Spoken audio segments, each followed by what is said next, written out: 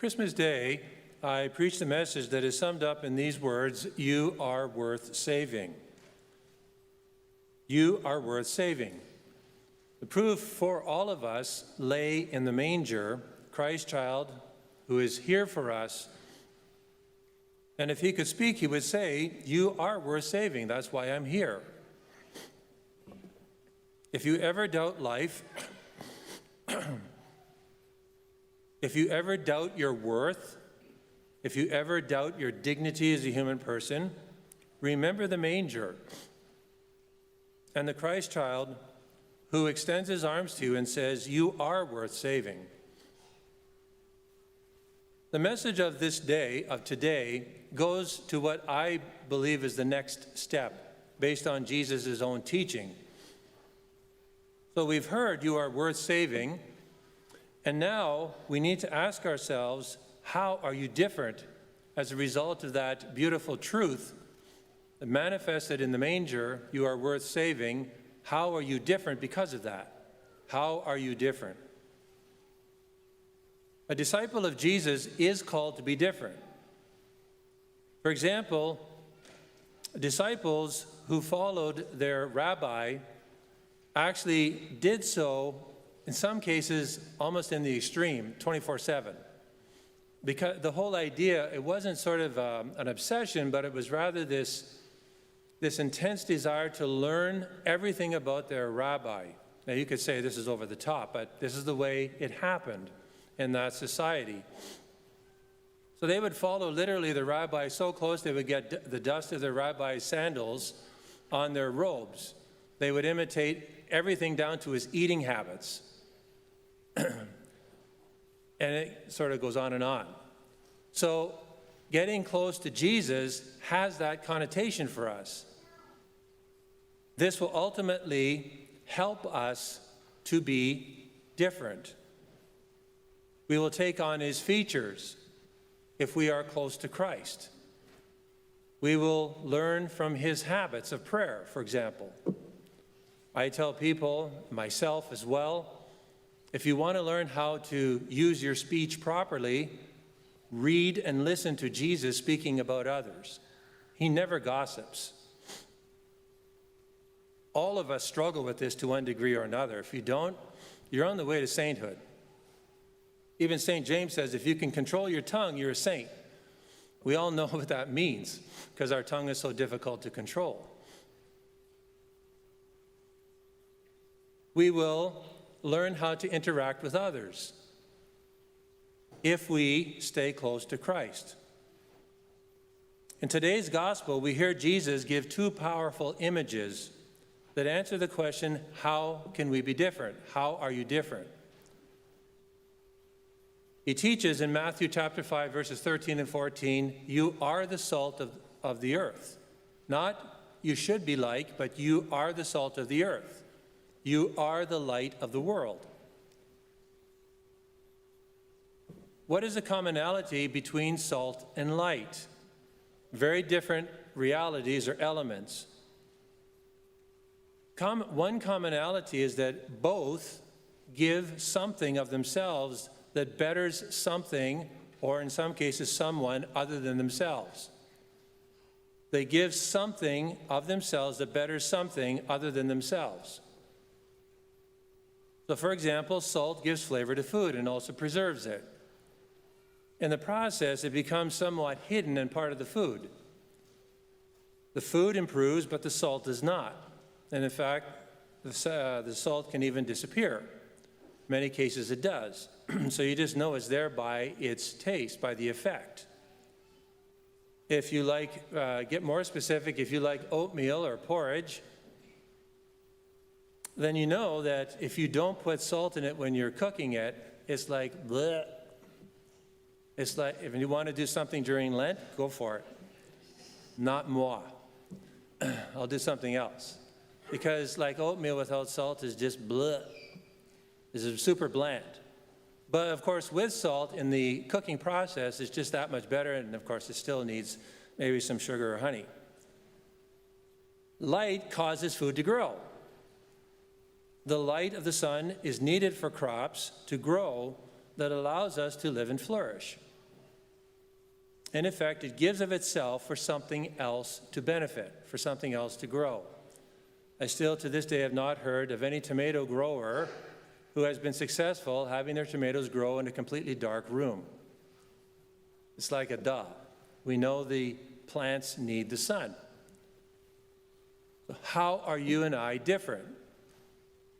If you are salt and light, and that is what Jesus says we are, then think, how can I be salt and light for my children?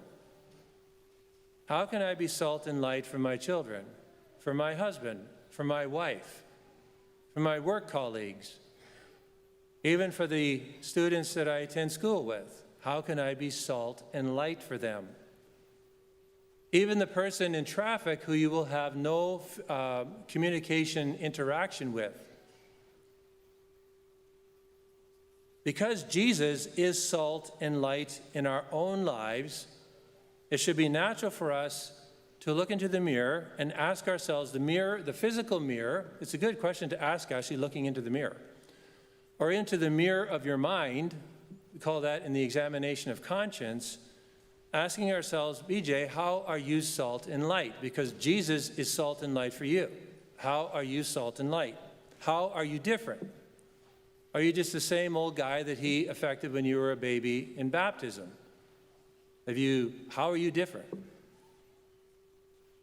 Jesus is salt and light for us. Our Savior is like no other. He invites us to follow him as his disciple 24/7. This is what it means to be an engaged disciple. This is one of our core values here at Corpus Christi. And we define it in this way. Corpus Christi parishioners strive to be fully committed to holiness, mission, community, and service. Holiness, mission, community, and service. All those things, of course, could be unpacked quite a bit, but that's essentially what an engaged disciple is. Jesus is salt for me. To use a more specific example, narrowing it, Jesus is salt for me when I go to confession. Just as salt preserves something and makes it better, so with confession, I know that if I go with the proper dispositions, Jesus preserves me in his friendship. He preserves me in that friendship. And actually, I hope, based on the reception of his grace, because we know we can be 100% open, we can be 50% open. I'm only here because I have to be. I'm only here because I don't want to go to hell. I am here because my wife made me go. I'm here because mommy and daddy forced me to go, blah, blah, blah. So we can be anywhere between 0 and 99% or even 100%. So that's our dispositions. So if my disposition is really good, if it's really open, then I hope that the sacrament, Jesus being salt for me, will not only preserve me, but make me better. Help me to be more virtuous. Not just to avoid sin, which is good, but to actually desire to be good. And what I mean by good is not just nice, but virtuous, strengthening of character, and so on. Jesus is light for me when, in moments, I may experience being overwhelmed by so many things to attend to. The 10-year vision, there's so much to it. And then there's just the daily needs. Of course, we have a big, thriving school and so on. And just what I always call the whatever else comes on in my day, where some days can be light and some days can be super heavy. So once in a while, I can feel overwhelmed. Just as you might feel overwhelmed by life, everything just kind of collides at a certain moment and you just feel overwhelmed. Job, life, kids, spouse, all those things. And in those moments, his light reminds me that it's not up to you, B.J. Hamilton, but it's his light that makes things grow here at Corpus Christi. Now, as I mentioned last week, that doesn't mean, that I just fold my arms, close down all the committees, and say Jesus will take care of it. That would be really dumb. And it would be irresponsible. It's not the way God works.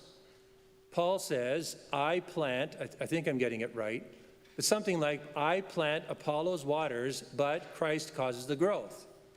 That didn't mean Paul folded his arms and let Jesus do everything. No, Jesus still required Paul to go out and preach the gospel, but not rely upon himself. So this is how Jesus, two instances where he is salt and light for me. Hopefully you're starting to fill in the blanks for yourself. How can I then be salt and light for others? Because if Jesus is that way for me, he expects me to do something with it and be salt and light for others.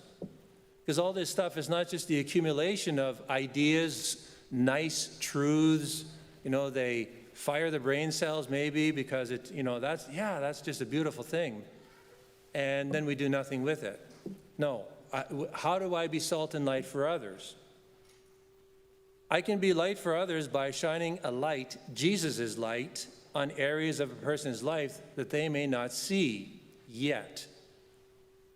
For example, I've asked parishioners to be involved in certain ministries, and sometimes their immediate response is yes.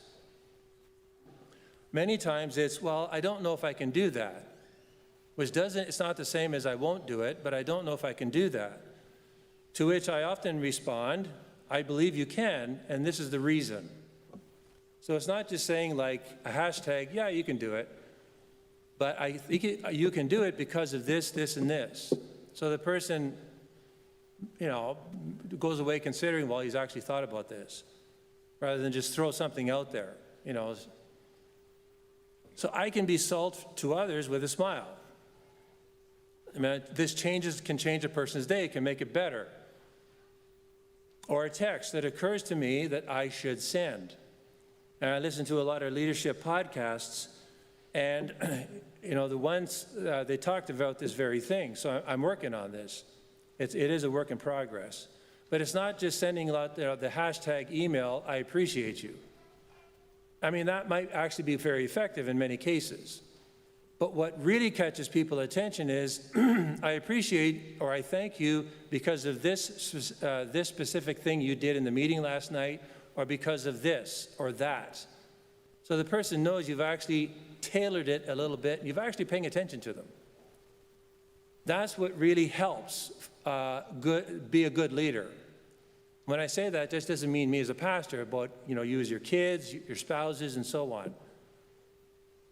It's like, saying, I love you all the time, and somebody, maybe it's usually the wife, comes back and says, why? I love you, isn't that enough? Really. No, I love you because of the way you give of yourself, you're sacrificial. I love the way you are just so good with the children. And you could even then perhaps get more specific. That's what really counts, because then people know we're paying attention to them as human beings. We're not just throwing something out like spaghetti against the wall to see if it's cooked enough. I don't do that. But. So taking all this, in a short time, we will leave this church and go various places. Hopefully, mass socials after church, home, could be for a walk with the family, restaurant, or wherever. We've heard the message of Jesus that we were and are worth saving. Now we need to ask ourselves, how are you different? How are you different, B.J. Hamilton, at the end of this day? How are you different, Miguel?